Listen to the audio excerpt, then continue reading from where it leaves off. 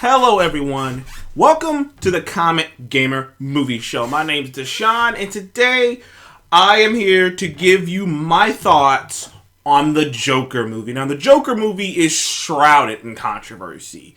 There's the thing going on where people think that this movie might incite children or loners or people who might be violent, and this movie might be kind of a call for them to do violent things. There are those who look back to the Dark Knight thing when that kid shot up that one movie theater, so people are worried about stuff like that.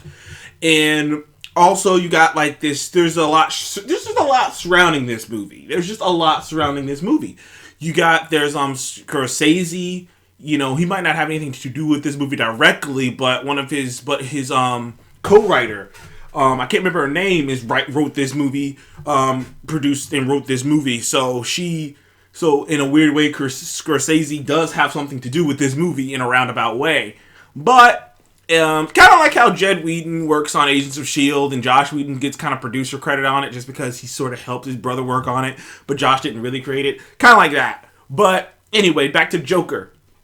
There's also the prospect of what is this movie going to be? Does this Joker movie make not Joaquin Phoenix?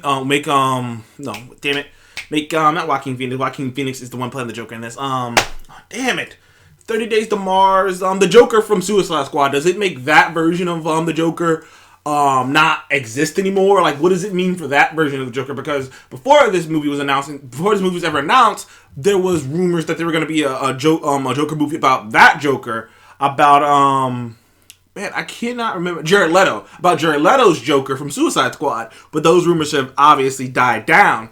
Now, Harley Quinn's got a movie coming out. Well, it's called Birds of Prey, but it's Harley Quinn's movie. So there's all kinds of things surrounding this movie. What it's going to be, is it going to do something? And about, I'd say a month ago, a little less than a month ago, it was shown at festivals. And the festivals were great. I'm saying the festival stuff went over great. I mean, people were calling this thing one of the best movies of all time. It's getting standing ovations.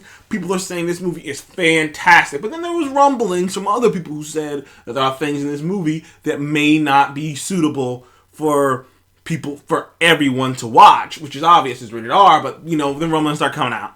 Then people started rallying behind this movie in a weird way, where so many people were kind of like, yeah, fuck social justice. And then this movie almost became, as far as I've seen on the internet, this movie has almost become an anti-social justice push.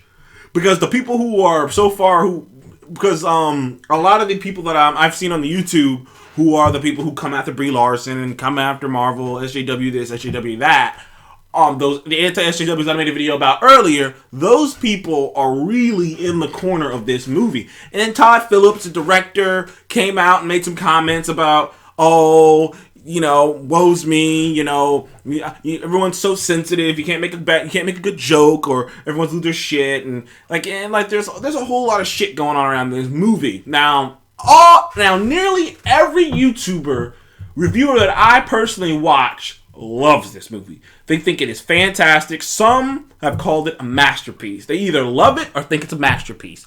Now, I've heard masterpiece said all over the world.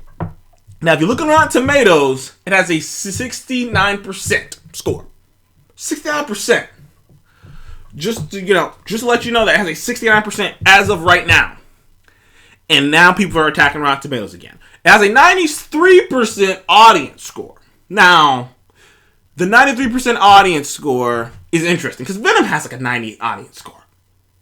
Aquaman has a pretty decent audience score. I'm just, throwing that out there.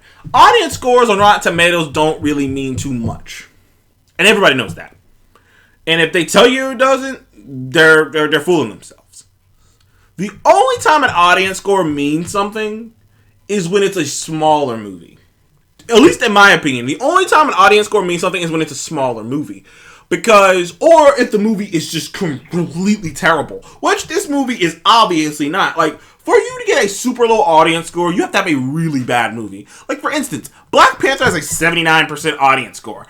Black Panther isn't fucking a 79% audience score movie. It is at least, it might not be the highest rated comic book movie, I personally believe, but it damn sure belongs in the early 90s, like a 91 or a 90. That's the area it deserves to be in. Or at least 89, not no damn 79. And like I said, and that's why I said the audience scores are a bit unreliable. The critic score is more reliable, though it can be sketchy. Though it's not the end all be all. And because when I looked at the reviews, like, you would think this movie would have 100%. You'd think this movie in the high 90s. And there are some reputable people who do not like this movie, man. You got the New York Times and shit, and yeah, man, you got like the New York Times. I'm trying to think of some other people, but there's a couple big papers that, sites that do not like this movie, who think this movie's been overrated. And then, like I said, I'm on YouTube, and all I see is everyone loves this movie. They think it's the best movie of all. They think it's the best movie of the year, it's the best comic book movie of the year. And I'm here to tell you that the truth lies somewhere in the middle. Is the real truth. Because there are those because this movie to me it's a good movie. It's a really good movie. I'm going to start off talking about the positives about this movie. First of all, right up top, Joaquin Phoenix is really good. I think he has his great moments. I think he's very good. He is really, really, really good. Seeing him in this movie, I could see him being a fantastic Joker. I could see him getting to the level of being this amazing Batman antagonist. I could see it. Like, I can visibly see him, and I'm like, you know what, dude? He has a phenomenal, over-the-top Batman villain Joker inside of him, and he's doing a great job playing his version of pseudo-Joker, but it's not really a Joker. He's just kind of Arthur Fleck. The thing is, I'm staying on the positives. Yes, he is great. He is very good, sometimes great, as the Joker. He captures you. You're following his story. He's intriguing. I think the cinematography is great. The sound design, and the score are very great. The score is very haunting. They have a lot of things. Like, when you hear it, it catches you. It looks gorgeous. The movie looks phenomenal. Like, honestly, I don't know what kind of filter. Because if you notice, some movies have all movies have filters, and different movies have different filters. And you'll notice it, like how. Have you noticed in The Dark Knight, or not The Dark Knight, in not The Dark Knight, Batman BVS and Man of Steel, they had this weird kind of grainy filter that kind of made things look a little shady than it actually was. Like it never seemed like the spray was bright and sunny in the sky in those movies. It always felt like there was clouds overhead blocking out the sun. Like, that's a filter. Or sometimes in certain movies it kind of looks like it's got a blue tint to it all the time. Like, there's this bluish tint to it. Those are filters that certain movies use. Different movies use different filters. This movie's filter was it was gorgeous, man. It looked beautiful. Gotham looked amazing.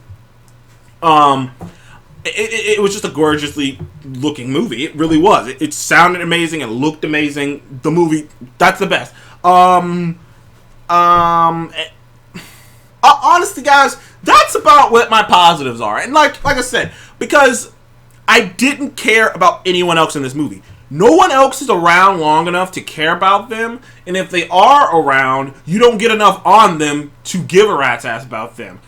Zazie Beetz, aka Domino from Deadpool. That's, if you're wondering who Zazie Beetz is, she's the girl who played Domino in Deadpool. She's in this movie for I'd say 15 minutes tops, maybe 10. And nothing she does in this movie, and she doesn't even need to be in the movie. If she's not in the movie, nothing changes. So that's just a fact. There are twists and turns that literally don't mean anything. And the thing that I walked away that just stuck on me was, and I was like, I'm going to be the only person on YouTube who has a complaint about this movie. Everyone else is loving it, and I'm going to get a lot of hate for it. But I just didn't give a rat's ass about Arthur. Because the movie tries so hard to beat you over the head with this guy's having a tough day. This guy's having a tough day. This guy's gone through this. Like, I'm not going to tell you all the things that happen, but, like, so much shit happens that it becomes comical that something like this could happen. And maybe that's the point of the movie, because, you know, one of the things he said in the movie, I thought my life was a tragedy. It's a comedy. But I'm just like, yeah, but, like, damn. You know what I mean? It's just like, really? This happens, and this happens, and this happens, and this happens, and this happens, and this happens. I'm like, I fucking get it, man. Can we do something more? That and all of his victims, on one way or another, deserved it. There was never a bit of gray in this movie.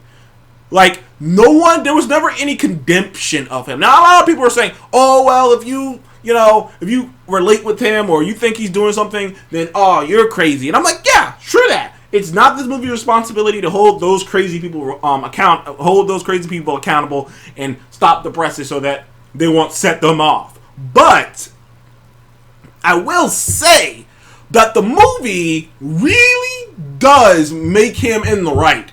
Because if you notice in this movie, no one he kills, every person he kills in a sort of kind of way deserved it. When you watch the movie, there's not a single person until near the end, but I'm not going to spoil that for you. But, like, you literally see it, and you're like, literally all the people he kills are people who deserves it. Like, and it makes it one of those gray areas where it's like, yeah, you know not to kill people, but it doesn't make you feel but so bad for the deaths, so I couldn't really condemn him completely. Because I'm like, well, this asshole did this, or somebody did this to him, and it's like, well, I mean, shit. And it just made me feel like this movie was, and I know everyone's going to disagree with me, but near the end, it did get a bit glorifying. It did get a bit glorifying. Because, you know, there's a whole thing around this guy. And the thing is, the movie tries to have its cake and eat it too. Because the movie, for the most part, for 90% of it, it's not even a Batman movie. It's not a Joker movie. It's not a Batman movie. It's just this movie. It's just a movie about a dude having a miserable day, and it's just a miserable movie, and it's just like, I got you. It's a dude having a miserable day. And like, that's the thing. I was just like, I got it, man. Come on. Give me something else other than Arthur's having a miserable day. But there is nothing else. And there's this background political thing going on, but it really is in the background. And some people are going to go make videos, and I know you guys are going to make videos and talk about how, oh, this is the politics. I'm like, dude, the politics were fucking in the background, okay? Because the politics were in the background. Like, the stuff, the messaging that they were trying to talk about the man, you know, the elite, benefiting from the, lower class, and all these different things. Then there's more to it than that.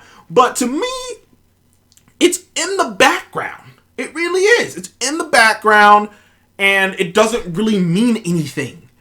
Because I came away from this movie not even thinking about that. Everyone else was like, oh, I'm disturbed. I'm like, I'm not disturbed. I just watched I don't know how long it was, a 2-hour movie about a guy who's having about life just completely shitting on a guy. And that was it. That was it. That's the walk away. And I was like, Joaquin Phoenix did a great job portraying this guy getting shit on. But that was it. I don't really remember anyone else. Zazie Beetz was in it for a little. Robert De Niro was in it for a little bit. But like, I'm just like, they didn't really. Nothing compelled me to watch. Like, I'm just like, yeah, they're there. Like, because I'm just like, what's the story? That's it. The story is literally guy has a bad day and like everything goes bad for him. And I'm just like, okay, all right. Well, what else? Like, was he trying to do something? Was he trying to get somewhere? Because like, and there's just nothing else to it. Like, there was like, it wasn't even like a tragedy. It wasn't the movie isn't a tragedy. And I've seen people try to spin it. Like, it's not a tragedy. Minor spoiler, by the end of this movie, he is fucking happy as can be, and he's a fucking superstar. Like, I'm like, what? like I said, this is a watchable movie. I liked the movie. I thought the movie was good. I'm gonna give this movie a 7 out of 10. But it is not this fucking masterpiece that people keep going on about. Masterpiece? That was a masterpiece? What? That's gonna win the Oscars? This is why, gotta watch Mojo. This is why it's gonna sweep the Oscars. I'm like, what? I like Shazam more than this. I gave Shazam an 8.5. Like, honestly, like, it's me, this movie is a shallow emo kid. To me, a lot of this stuff in this movie is the most surface-based, shallow emo kid stuff. And the thing is, I had read reviews, and I was like, I'll be the judge of it myself, that said something along the lines of, this is a movie that wants you to think that it's deep, but when you really sit back and think about it, it isn't. And I took the time to think about this. I watched the movie at 1 o'clock. I waited to do this till literally the next day because I really wanted to sit back and think about the movie. And I really wanted to evaluate the movie. And I came to the conclusion that that's a bit right. Now, I think it has more deeper qualities in it. But for the most part, it is the most surface-based stuff. Like, it's such bold and it beats you over the face. There's nothing subtle. Everything just beats you over the face. It's not this meticulous writing that people keep going on about. Like, I keep going about. I'm like, what meticulous writing? What you see is what you get. It's just bam, bam. His mom did this. Bam, something happened. Bam. It's like there is no meticulous writing. This is what it is. It's not like meticulous writing is when Tony Stark is like looking at the gauntlet and Doctor Strange holds up one finger. It's not like Doctor Strange screamed. This movie if this movie had the same stuff that the Joker had, Doctor Strange would scream, "Hey, Tony Stark, you have to hold up your finger." That's this entire movie, man. Every time something happens, bam, bam. Like, oh man, I want to spoil the fuck out of this movie. There's a scene that happens, and it's like, what? Why would you do that? Like, nothing fucking makes any sense sometimes. You know what, guys? At the end of the day, just like with Wonder Woman, I'm gonna have to be the Lone Ranger here. I think this movie was very good. Joaquin Phoenix did great. The cinematography was great. Sound design was great. The music, the score was great. The way this movie is shot is beautiful. It is a gorgeous movie. It's one of the best shot movies I've ever seen. But at the end of the day, this movie does not break ground. There are other movies that did these themes similar ways better. Taxi Driver is one that comes to mind. And I've seen Driven to Madness movies before. And I've seen Driven to Madness characters before done better than this movie. Maybe not on the big screen, but I've seen those before. I've seen animes that did the character driven mad, by life, beaten down by life theme. But the thing about this movie that bothers me is that, once again, the movie tries to have his cake and eat it too. It tries to be this gritty movie 1 second, but then it just splashes you with comic book shit out of nowhere. Like, oh, well, we still are a comic book movie, sorta. And it does that. I'm not gonna spoil what it does. And I just didn't care about any of the characters. I don't even remember any of the characters' names, other than Arthur Fleck, other than Joaquin Phoenix's character. And the movie is not subtle at all about anything. That's why it kind of confuses me about this whole writing thing, because nothing is smooth. When something's happening, you see it coming. I literally called the end of the movie at the beginning of the movie, and you can ask Willie, because I was just like, well, obviously this is what's going to happen. Like I said, this movie has this thing going on with it where it's like, it looks like it's this thing, but it isn't. But you know what? I digress. I'm not going to bash this movie too much. I enjoyed the movie. I'll give it a 7 out of 10, but I don't think it's this masterpiece. I don't think it's this groundbreaking movie that everyone's pretending like it is, because I've already seen a character piece just 2 years ago, and it was called Logan. It was 3 years ago, and it was called Logan. So, yeah, 2. So it's not like I haven't seen a superhero character piece, okay? So it's not breaking ground on the superhero character piece department. And everyone's pretending like it is, but it's not. Okay, that's it. I enjoyed the movie. 7 out of 10. Think the movie is a bit overrated, but that's just me. Thank you for joining me on a Comic Game Movie Show. Please remember to like and subscribe. I will see you guys in the next one. Goodbye.